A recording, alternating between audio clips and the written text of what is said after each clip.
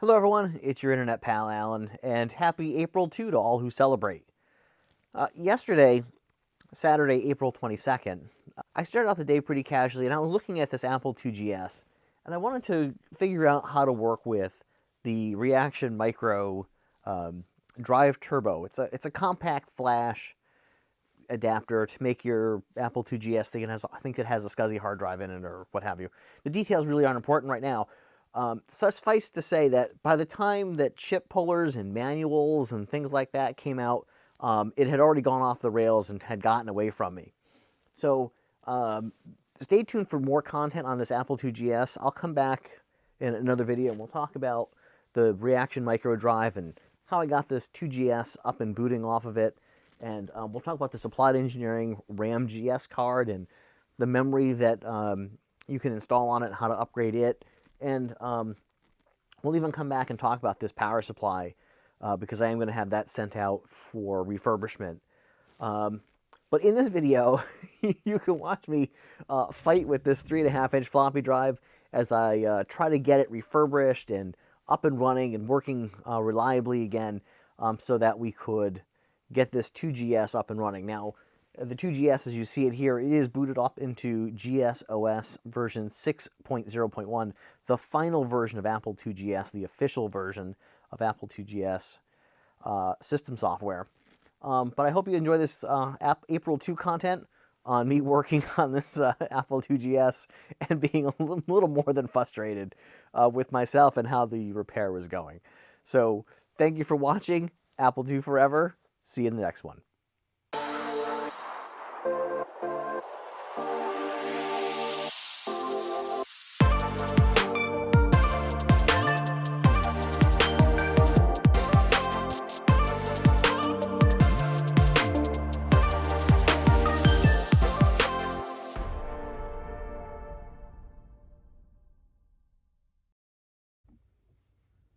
Hey everyone, it's Alan. I wasn't planning on doing a video today, but since I have my kitty cat helper here for #Catterday, I wanted to work on this Apple IIgs. And specifically, I wanted to get this ReActiveMicro Drive Turbo, Drive Turbo, this emulated hard disk using a compact flash up and running. And when I got it going, finally, and booting into GSOS, I ran into a little bit of a problem. I didn't have enough RAM on board, which caused me to pull out this. This is an Applied Engineering GS RAM card for the Apple IIgs. Not surprising. When we last saw this card, I had gotten it with the computer, and it only had 2 rows of memory. And you'll notice now that I've populated an additional 2 banks of memory for a total of 1 megabyte, 1024K, on this card. Now, I got these extra chips off of an Applied Engineering RAM factor card, which is for an Apple IIe that I'm not using at the moment. It turns out that Applied Engineering used the same RAM chips for the GS RAM card and the RAM factor card that was in my Apple IIe. So, having done all of that, go ahead. We'll install the card here into the auxiliary slot.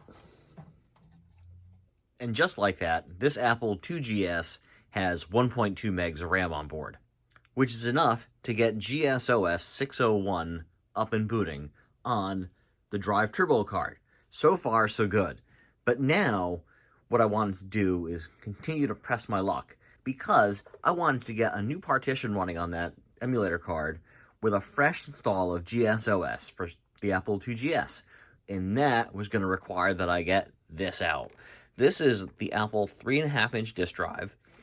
This is quite yellowed. You can see the original color and the Apple IIgs drive here. You can see the assembly number. This is 1980. Let's see here. Try to read it through the camera. 1988. And this is the drive that goes along with the Apple IIgs. So, I had gotten this drive working. You may have seen the short, and you can actually see that there's a disk stuck in this drive. Whoops. But the whole thing with this was, when I had made a floppy disk to back up the control utilities for the card, because you have to run ProDOS 8 to get the utility for the card to configure, I wanted to create a floppy disk, so I created the floppy disk, but I was getting a CRC error when I was writing out that disk, which means Either I have a bad disk or I have a bad disk drive. So before I go ahead and try to service this disk drive, to get that new partition on my compact flash turbo drive going, I decided that I was going to go ahead and disassemble this drive and service it. Which turned out to be a bigger headache than you would ever believe, because unlike the Macintosh drive where you just pull the thing out of the chassis and you're good to go, this is all self-contained as an external drive. And so getting these 4 screws out is probably the easiest thing about this. But this whole cable assembly that we'll see in a minute inside this disk drive is just kind of a nightmare to deal with. So I serviced the disk, I finally got everything shoved back into this box, and dummy here forgot to connect the drive assembly to the controller board which delivers power to the disk drive. So when I go to boot up GSOS and test the floppy drive, you get a disk stuck in your drive because guess what? There's no power running to the floppy drive at all. So I can get the disk out with a universal disk extractor, or just unbent paperclip, as we like to call them. But since dummy here forgot to test the drive before we put everything back together, my penance here is to make this video. So hopefully you get to watch me suffer through opening this drive up again. Trying not to swear every third word. And then let's see if we can get this thing open, connect that ribbon cable I forgot to connect before, button this thing up without damaging the cables for the LED or the eject button. And let's see if we can test out this drive with my Apple IIgs so we can get a new partition to boot GSOS on that compact flash drive. Whew! This is going to be a whirlwind. Better buckle up. Okay, we have the floppy drive here. I've gone ahead and cleared out the Apple IIgs and keyboard and accessories and everything. So we have a nice, clean workspace to, well, do work in. So let's get started. Hopefully this won't turn into a gigantic disaster. So we're going to go ahead and remove the screws from the bottom of the floppy drive. Just put them over here so we don't lose them. My production assistant is off camera somewhere snoozing already, so I think we don't have to worry about any catastrophes. Oh, jeez, that was terrible. Okay, here we go. Trying to get this thing open. This is a pain. Get around this little cable. Okay, so the bottom half just comes off, and then you have this totally enclosed drive cage here, and we're gonna go ahead and mess around with this a little bit more. So now the worst part about this whole thing is that you have these 2 black and red sets of cables running down into the channel here, which runs along the top of the assembly here. That's super hard to deal with. This slides back and out, unless of course we're on the camera. Oh, there we go. Okay, so you can see the cables in here. This red one is super hard to get out. I don't know why. I broke my tweezers trying to get those out of here, so we're just going to avoid doing that again. And so let's go ahead and carefully take out the next set of screws. This will hold the drive assembly inside the cage here, so we'll put these screws over on the left so we don't get them confused. Or more importantly, we don't lose them.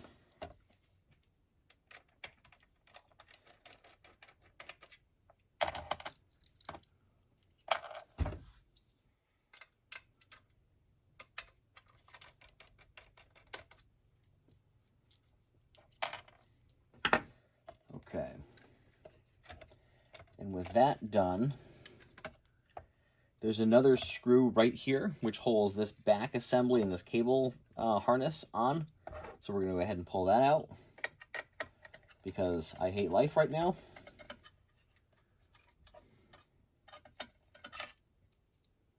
That one up here. And then this should just come up and off. Okay. Let's check the camera. All right, so you can see this. In here is the ribbon cable, and you can see dummy over here forgot to connect to the drive assembly. So I'm going to go ahead and do a couple things. One, I'm going to manually eject the floppy disk, so we'll get that out of there. Number two, we're going to carefully try to get this cable reseated. So I'm going to hold it with one hand and then reseat. There we go. All right, so hopefully that should take care of it. Let's get this thing buttoned back up, and then we'll try it on the Apple IIgs.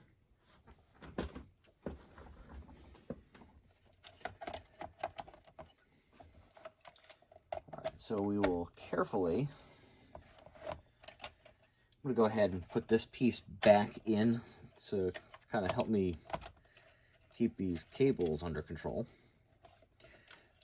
These have got to be some of the thinnest cables I've worked with, and yeah, I'm generally concerned that I'm going to damage this ridiculously old floppy drive because I'm an idiot. All right,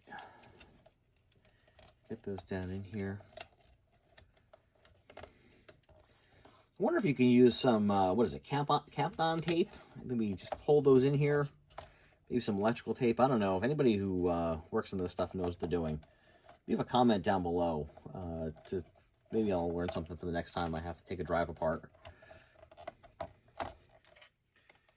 But I'm feeling pretty confident at this point about my ability to service Macintosh drives.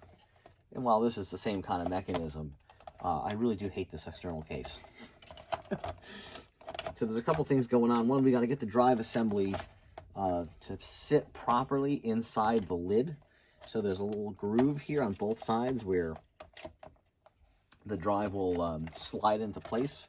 But I want to make sure while I'm doing that, I'm not also crimping these cables for, like I said, the LED and the eject motor. So we're going to try to just tuck those in so they're out of the way. Tuck those in so they're out of the way.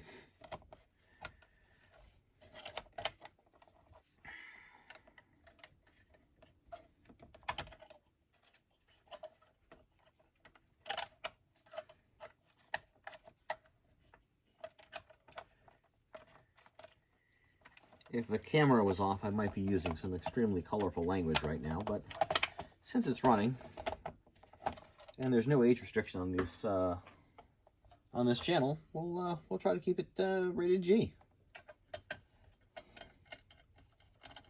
All right, so we'll get this screw in which holds this back harness.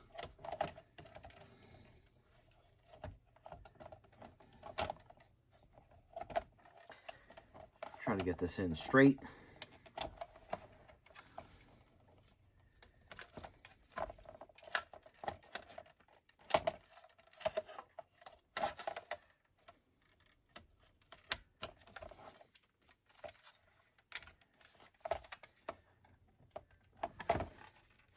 That is not in straight.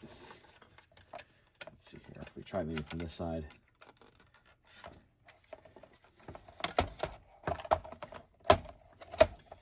It also doesn't help to have this big, thick cable hanging off the back, screwing up the weight of this whole drive.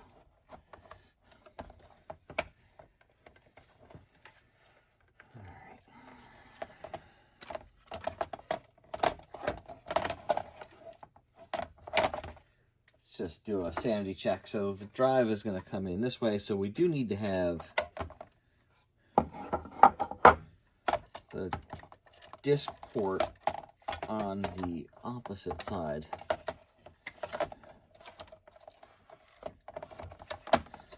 There we go. So this is going to come in like this. Again, see my previous comment about being an idiot.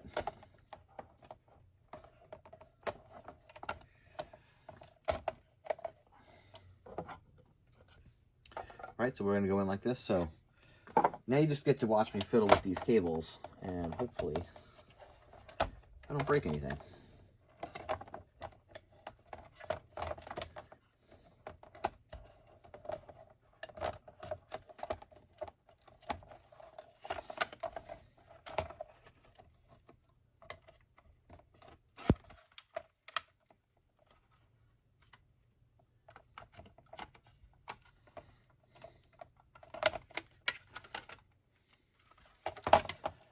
Managed to get the wires off on both sides now, so that's fantastic. Try to get them back into their little guideposts so I don't crimp the cables or nick them when I'm putting everything back together, because that would be bad.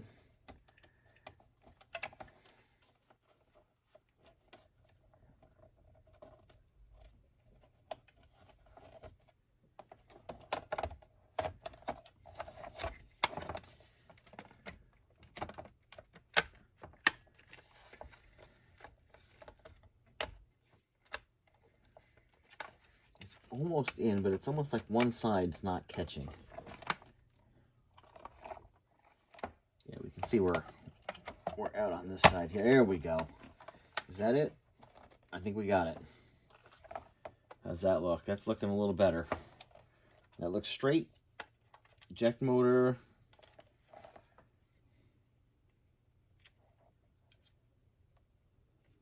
Micro switches look good. Micro switches look good on either side. Yep. And then here's the top view, so I think we're okay. We see the hole in the eject button here was directly behind the plate here inside the drive for the eject miss. So if the disc were to get jammed in there, I can get that unbent paper clip, you know, that universal disc extractor. Just go straight through that hole in the button, and then it hits the plate back here, and you just push down, and it pops the disc right out. So, okay. Now, enough fooling around. Let's get this thing back together so we can test out the Apple IIgs floppy drive.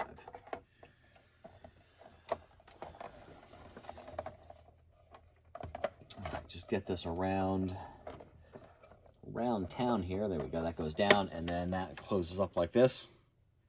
That's looking pretty good. I'm going to just put one screw in, maybe two, just to hold everything together, and then we'll test it out. Actually, before I make yet another mistake, take this lid off again. Gently taking the lid off again, because I'm looking at my workspace here, and I see that I left a set of screws off the chassis, which will come back to get me later. All right. So the screws I forgot to put in were the ones that are actually holding the drive assembly inside this cage. So let's go ahead and put those back on now.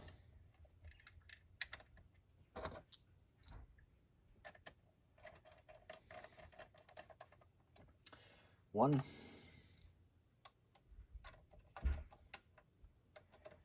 Here's two.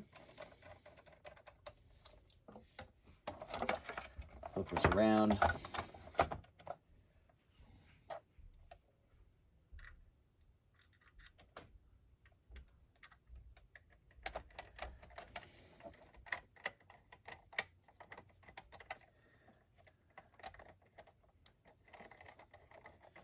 Three.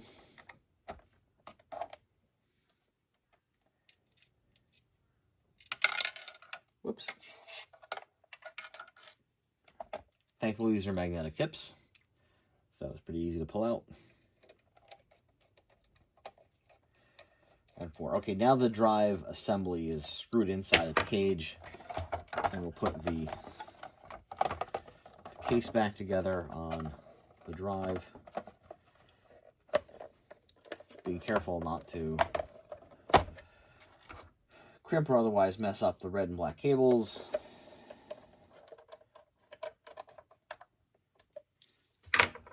All right, one screw, three more screws to go. I think this thing's ready for testing. Let's see how we do. Okay, with the desk all set up, I think we're ready to go. We have the floppy drive. Everything is plugged back in and should be ready to go. We have the Drive Turbo compact flash emulated hard drive installed and ready to go. We have 1.2 megs of RAM on board, ready to go. The LCD monitor set up with the ReActiveMicro VGA adapter. Let's turn this thing on and see what happens. Startup beep.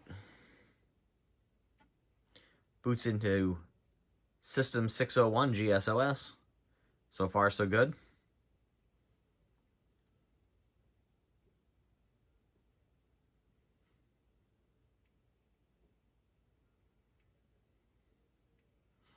All right, this compact flash card has a couple different partitions on it. So we see those partitions here, and for some crazy reason, when booting off this card, it will show the 3.5-inch and 5.25 drives here. Actually, it's doing two 5.25-inch drives. Not sure why, but that's something else we'll figure out for another day. So here we go. Moment of truth. Floppy disk meet floppy drive. There we go. We get the red in use light. Disk is knocking around. Hey, we can't read it. Let's try initializing, shall we?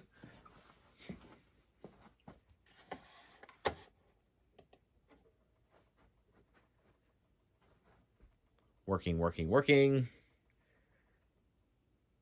Okay, so we can initialize this disk as HFS, the hierarchical file system from the Macintosh, or we can do this as a ProDOS disk. So I'm just going to choose ProDOS because that's more in line with the Apple IIgs in the spirit of hashtag April 2. So let's go ahead and do that.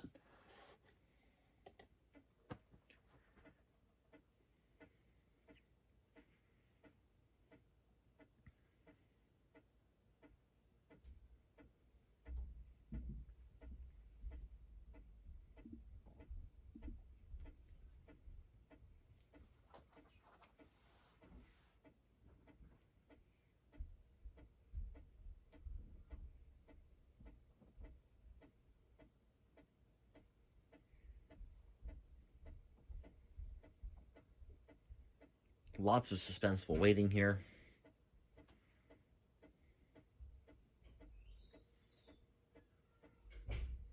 It's a good thing this wasn't a 1.4 megabyte disk, huh?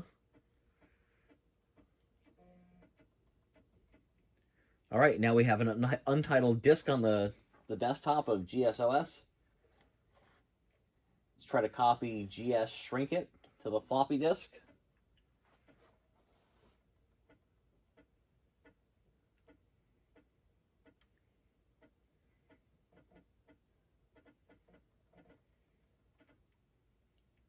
Looks like we have success. So, what have we learned here? Number one, when dealing with retro tech, always make sure you test your gear before you put all the screws and everything back together, and don't be a dummy and forget to plug in your power cable to the floppy drive. I'm Alan Gracia. Thanks so much for watching this impromptu April 2 Apple IIgs maintenance video. I hope you liked it, and happy April 2, Apple II forever. Thanks for watching.